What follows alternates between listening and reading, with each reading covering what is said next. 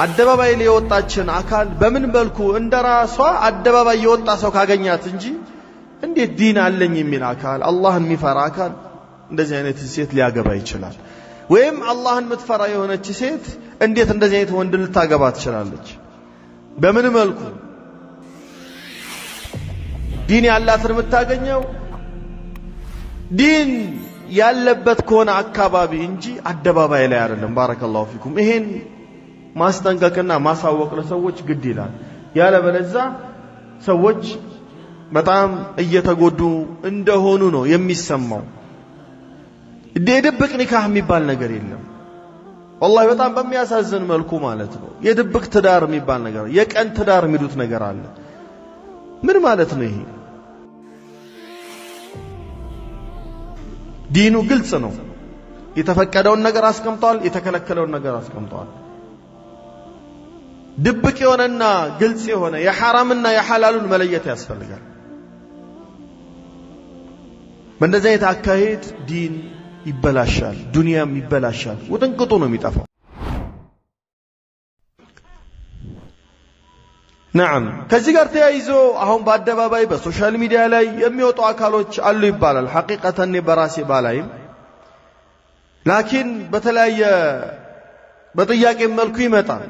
አሁን ራሳቸውን እኔ እድሜ እንዲህ ነው፣ የራሴ ንብረት አለኝ፣ ብቻ እድሜው እንዲሆነ ጥሩ ዲን ያለው ምን ይበል፣ በዚህ ስልክ ይደውልልኝ፣ በዚህ ያገኘኝ እያሉ ወንድም ሴትም እንደዚህ ይላቀቃሉ የሚባል ነገር አለ።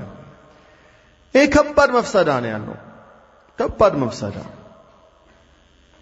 በእንደዚህ አይነት በአደባባይ የተገኘ ማንነቱ ማይታወቅ ወይም ማንነቷ ማትታወቅ በምን መልኩ ነው ረጅም የትዳር ህይወት ከነዚህ አካሎች ጋር ማሳለፍ ሊቻል? እንዴት ተብሎ ይገመታልስ? አደባባይ ላይ የወጣችን አካል በምን መልኩ እንደራሷ አደባባይ የወጣ ሰው ካገኛት እንጂ እንዴት ዲን አለኝ የሚል አካል አላህን የሚፈራ አካል እንደዚህ አይነት ሴት ሊያገባ ይችላል? ወይም አላህን የምትፈራ የሆነች ሴት እንዴት እንደዚህ አይነት ወንድ ልታገባ ትችላለች? በምን መልኩ? በአብዛኛው ሰዓት ጊዜ ያለ ቤተሰብ ፍቃድ ቤተሰብ ይህን ሳያውቅ ነው የሚደረገው ይባላል። ትልቅ አደጋ አለው። ናም ሴቶች በተለያየ ጊዜ የሚያቀርቡት ምክንያቶች አሉ። አይ ዝም ብዬ ትዳር አልባ ከመሆን እድሜ ከሚሄድ የሚል ያኒ ሰው ሲሰማው እንደው እነሱን ሊያዝንላቸው የሚችል የሆነ ምክንያት ነው። ግን ሐዘን ማለት ወይም አጥፊያ ማለት ዲን ማለት አይደለም። በማዘን ብቻ አንድ ህግ አይመሰረትም፣ አይደነገግም። እዝነት ብቻ ታይቶ ማለት ነው። የበለጠ አረጋ ስር ትወድቃለች። እንደው ብቻዬን በቀረው የሚሉ ስንት ሴቶች አሉ፣ ወንበዴ ላይ ወድቀው ማለት ነው። የዲን ሰው መስሎ ገንዘባቸውን አሟጦ በልቶ ሌላ ቦታ የሚጠፋ ስንት ራሱን አዋርዶ ሌሎችም በሱ አምሳያ እንዲቀረጹ የሚያደርግ ስንት ሞጭላፋ አለ። ሀም ዱንያ ብቻ የሆነ የሚበላው የሚጠጣው ስሜቱ ብቻ የሚያስጨንቀው የሆነ አኺራ ከአእምሮ ልቅ ብሎ የወጣበት እሞታለሁ ብሎ ለቅጽበት የማያስብ ስንት አይነት ወንድ አለ።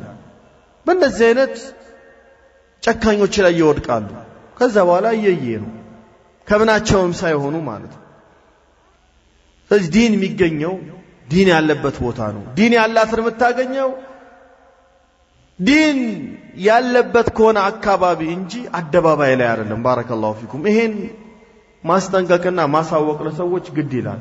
ያለበለዚያ ሰዎች በጣም እየተጎዱ እንደሆኑ ነው የሚሰማው። የድብቅ ኒካህ የሚባል ነገር የለም። ወላሂ በጣም በሚያሳዝን መልኩ ማለት ነው። የድብቅ ትዳር የሚባል ነገር፣ የቀን ትዳር የሚሉት ነገር አለ። ምን ማለት ነው ይሄ?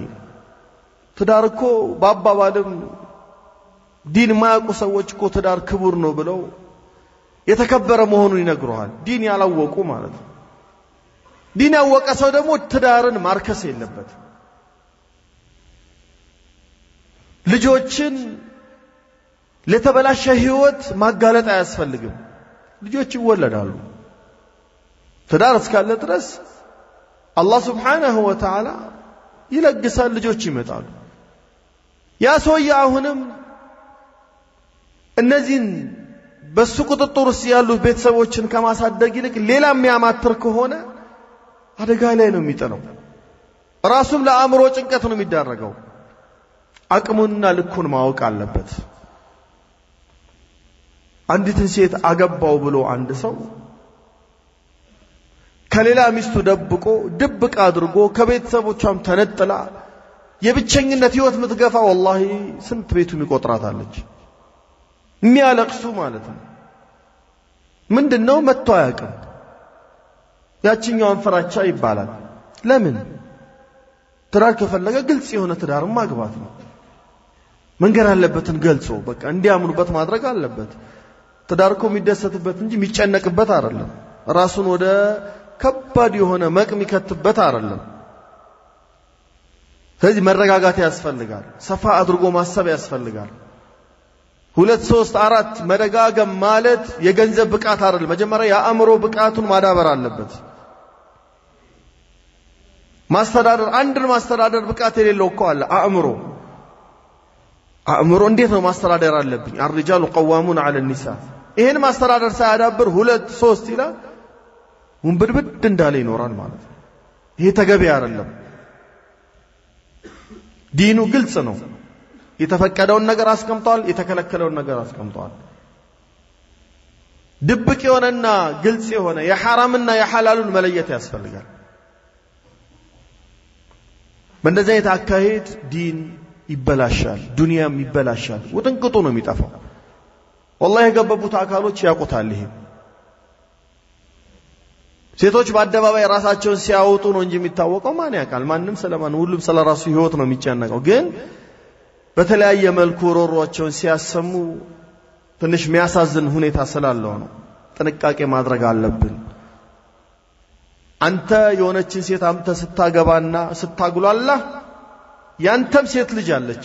ነገ እንደዚህ አይነት ወንድ መጥቶ ቢያግሏላበት ደስ ይልሃል?